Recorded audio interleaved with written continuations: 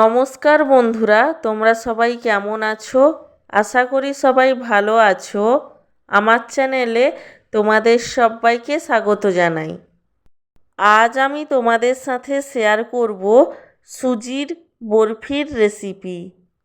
তোমরা অনেকেই হয়তো সুজির বরফি বানাতে জানো, কিন্তু রান্নাতে যারা একেবারেই নতুন তাদের জন্য এই রেসিপিটি শেয়ার করছি। তাহলে চলো রেসিপিটি দেখে নেওয়া যাক। সুজির বরফি বানানোর জন্য প্রথমেই ওভেনে কড়াই বসিয়ে দেব এবং কড়াইয়ের মধ্যে দিয়ে দেব ঘি। ঘিটা সামান্য গরম হলে ঘিয়ের মধ্যে দিয়ে দেব সুজি। এখানে আমি 100 গ্রাম সুজি ব্যবহার করছি। ঘিয়ের মধ্যে সুজিটা দেওয়ার পর সুজিটাকে ভালোভাবে ভেজে নেব।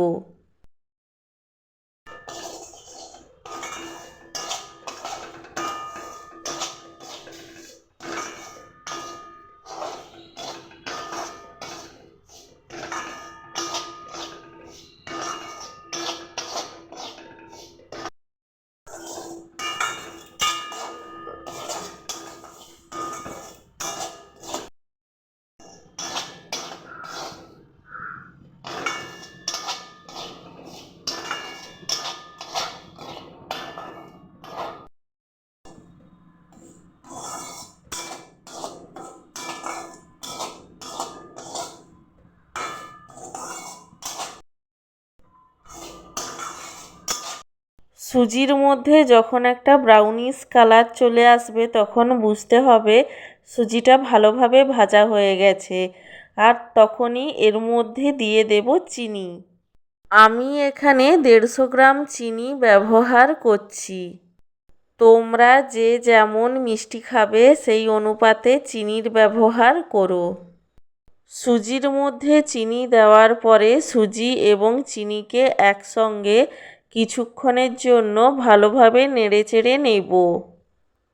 সুজি এবং চিনিকে একসঙ্গে নাড়াচাড়া করার পর এর মধ্যে দিয়ে দেব সমপরিমাণ জল এবং দুধ।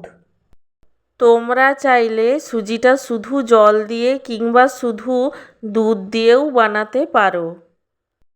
তবে শুধু দুধ দিয়ে সুজিটা বানালে সুজির স্বাদ অনেক ভালো হয়। জল এবং দুধ দেওয়ার পরে সুজিটাকে কন্টিনিউয়াস নাড়তে চাড়তে থাকবো, যাতে সুজিটা কড়াইয়ের মধ্যে লেগে না যায়। সুজিটা যখন কিছুটা শুকনো হয়ে আসবে তখন এর মধ্যে দিয়ে দেব সামান্য নুন। তবে নুনটা অপশনাল, তোমরা চাইলে নুনের ব্যবহার নাও করতে পারো।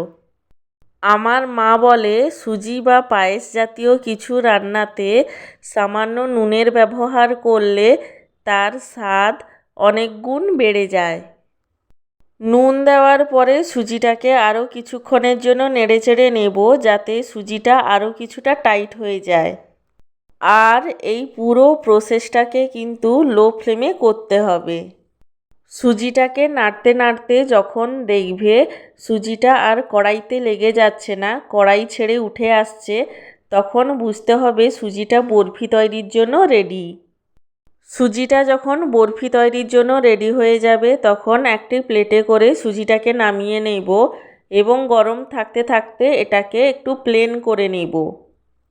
সুজিটাকে প্লেন করা হয়ে গেলে সুজিটাকে ঠান্ডা হতে দেব।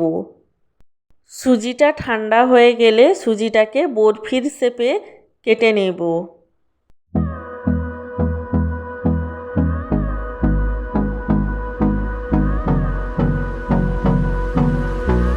সুজিটাকে বরফির শেপে কেটে নিয়ে সেটাকে কিশমিশ দিয়ে গার্নিশ করে নেব। কিশমিশ দিয়ে গার্নিশ করা হয়ে গেলে আমি সুজির বরফি পরিবেশন করব। কিশমিশ দিয়ে গার্নিশ করা হয়ে গেলে সুজির বরফিগুলোকে আমি পরিবেশন করব।